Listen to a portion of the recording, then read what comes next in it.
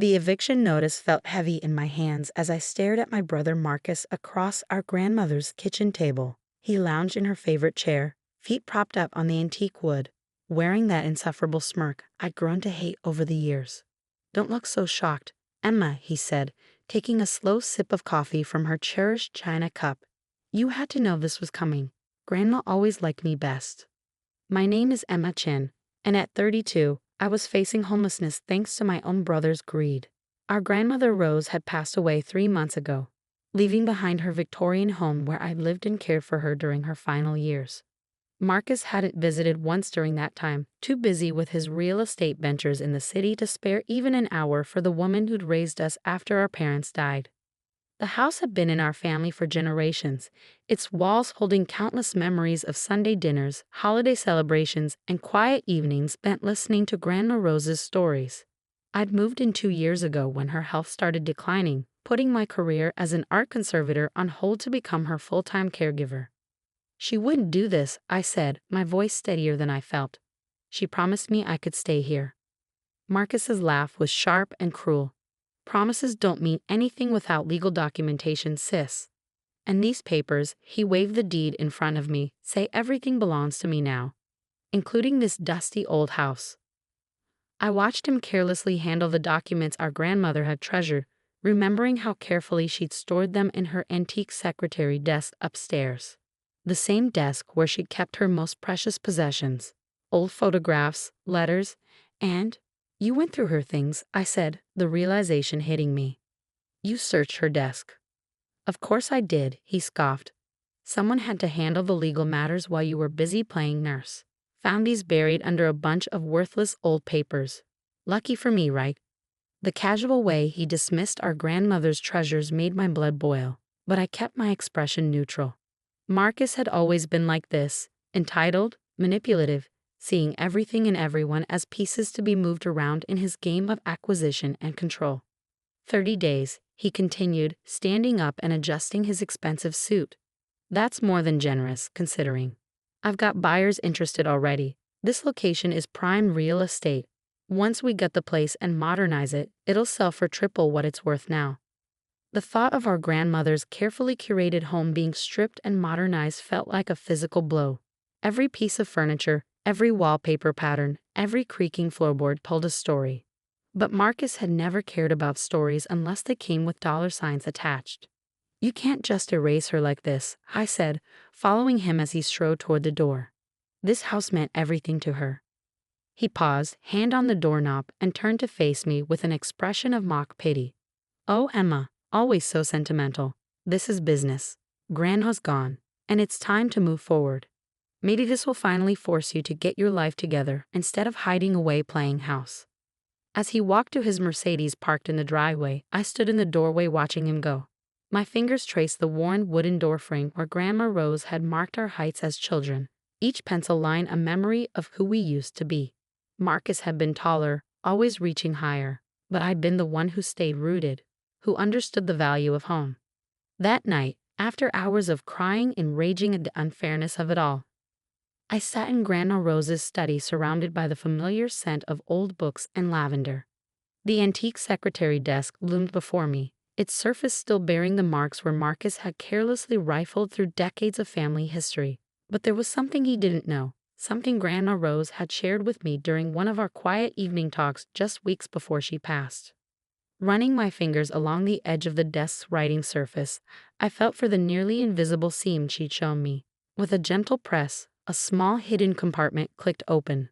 Inside lay a leather-bound journal, its pages filled with Grandma Rose's elegant handwriting and something else, something that would wipe the smug smile right off Marcus's face. But first, I had some reading to do. I settled into her old armchair, the journal cradled in my lap, and began to read. "My dearest Emma," the first page began, "if you're reading this, then I'm gone, and your brother has likely shown his true colors." Little did Marcus know, but Grandma Rose had prepared for exactly this scenario. She knew her grandson all too well, and she left me with something far more valuable than just the house. I might have 30 days until eviction, but that was all the time I needed to set things right.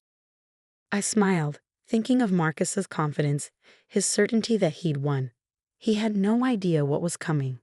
Grandma Rose had taught me that sometimes the best revenge isn't swift or loud. It's patient, careful, and perfectly timed. Like the restoration work I did with damaged paintings, this would take precision and attention to detail. And I had learned from the best. I spent the next few days poring over Grandma Rose's journal, each page revealing more about the careful plans she'd laid. The leather-bound book wasn't just filled with memories. It contained detailed records of every transaction, every investment, and every secret deal my grandmother had orchestrated over the decades. Marcus might have gotten the house, but he'd overlooked something crucial. Grandma Rose had been far shrewder than anyone suspected. Behind her gentle demeanor and homemade cookies lay the mind of a brilliant businesswoman who'd spent years building an empire right under everyone's noses.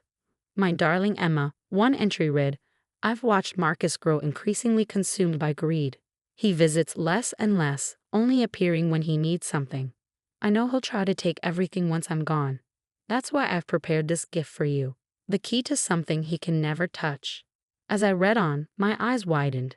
The Victorian house was just the tip of the iceberg. Grandma Rose had quietly accumulated shares in some of the city's most valuable properties, including several buildings in Marcus's prized development district. She'd done it through a series of shell companies, using her knowledge of old property laws and her connections with the city's oldest families. But the real bombshell came near the end of the journal. Along with detailed documentation of her holdings, Grandma Rose had left me something else. Proof that Marcus had been engaging in fraudulent real estate practices for years. She'd kept meticulous records of his schemes, the way he'd manipulated property values and deceived elderly homeowners. "I couldn't stop him," she wrote, "but I could document everything. The choice of what to do with this information is yours, my dear. Use it wisely." I called my friend Sarah, a corporate lawyer I'd known since college. "Can you come over?" I asked, my voice trembling with excitement. "I need your eyes on something." An hour later, we sat surrounded by papers spread across Grandma Rose's dining room table. Sarah's eyes grew wider with each document she examined. "Emma," she breathed, looking up at me, "this is incredible. Your grandmother wasn't just collecting evidence, she was building a case. These documents prove Marcus has been running a sophisticated fraud operation. If this got out, he'd lose everything." I finished, thinking of his smug face as he'd handed me the eviction notice. His reputation, his business, probably his freedom. Sarah nodded, shuffling through more papers. "The timing is perfect too.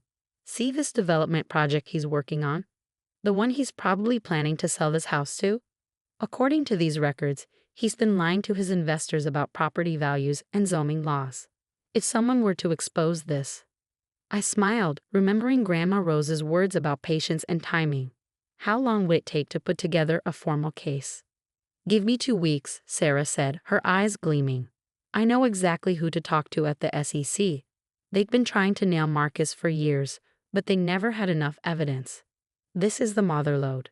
The next morning, Marcus showed up unannounced, probably expecting to find me packing.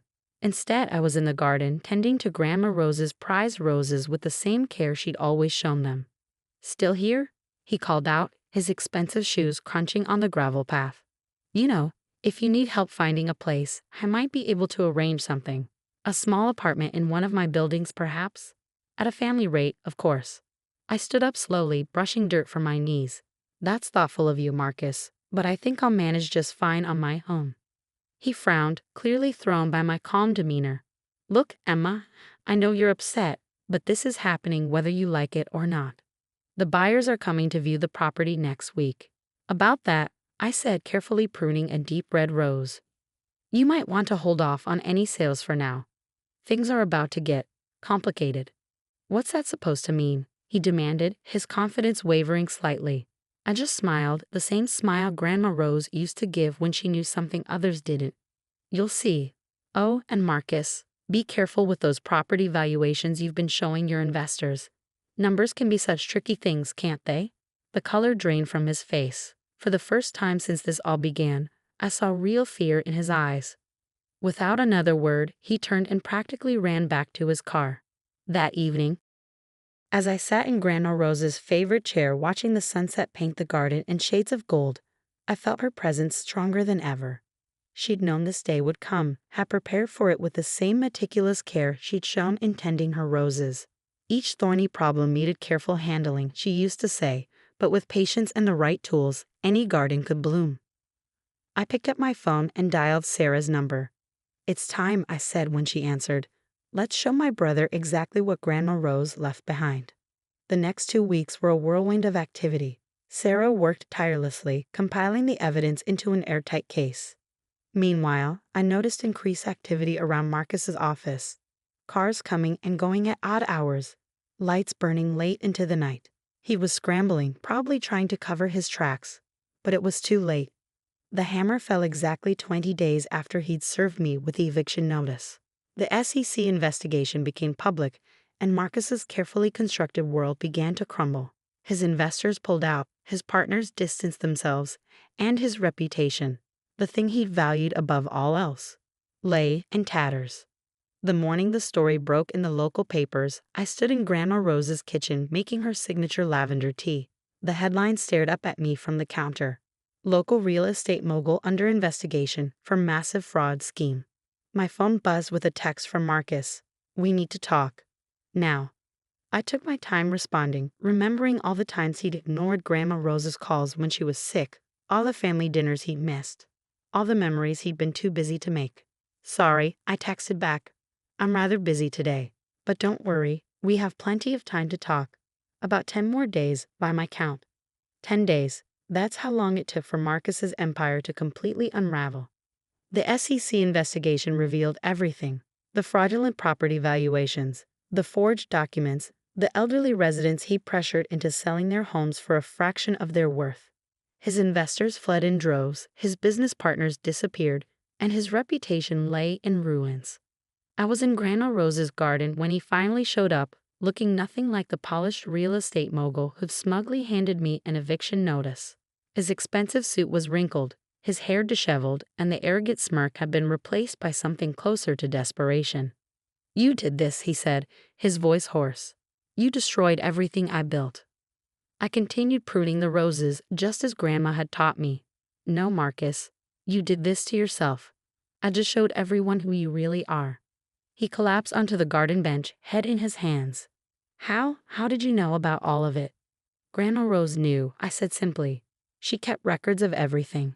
Every shady deal, every manipulated sale.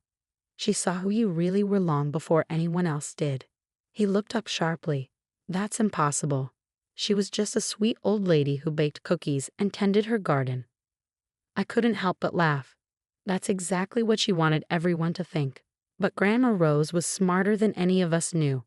While you were busy building your house of cards, she was building something real, something that would last. I pulled out a thick envelope from my pocket, the final piece of Grandma Rose's plan. "Did you know she owned controlling shares in half the properties in your development district? Through various shell companies, of course. She left them all to me." Marcus's face went pale. "You're lying." "Check the records," I said, handing him the envelope. "It's all there. The properties, the companies, everything. She spent years quietly buying up land while you were focused on quick profits and flashy deals." His hands trembled as he read through the documents. "This can't be real. She was just Grandma." "She was so much more than that," I said firmly. "She built an empire right under your nose, and you never noticed because you were too busy looking down on her. Too busy to visit, too busy to call, too busy to see what was right in front of you." I watched as the reality of his situation sank in. Not only had his fraudulent practices been exposed, but now he was learning that the real power in a family had been quietly passing to me all along. "What are you going to do?" he asked, his voice barely a whisper. I looked around the garden at the roses Grandma had tenderly cultivated for decades. "First, I'm staying in this house. It means too much to too many people to be torn down for another soulless development project. And then I'm going to run things the way Grandma would have wanted. No more pushing out elderly residents. No more destroying historic properties for profit. We're going to preserve what matters, build something meaningful." He stood up, shoulders slumped in defeat. "You won? Just like that?" "This was never about winning, Marcus. It was about doing what's right, something you forgot a long time ago."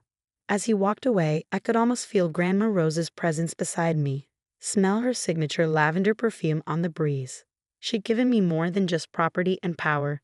She'd given me a chance to set things right, to protect the community she loved so much. The next morning, I woke up early and went to the kitchen, just as I had every morning when Grandma was alive.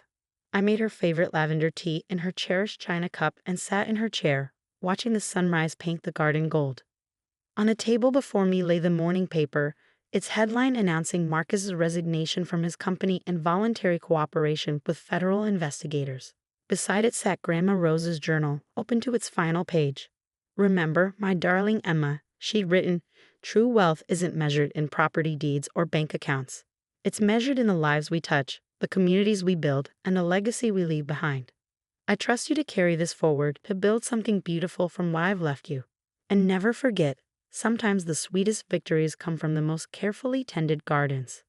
I smiled, sipping my tea and watching the morning light dance across her roses. Marcus had thought he'd won when he found those property deeds, never realizing that Grandma Rose had orchestrated everything, laying the groundwork for a victory that went far beyond mere possession of a house. She'd known exactly what she was doing, cultivating not just her beloved roses, but a future where her true values could flourish.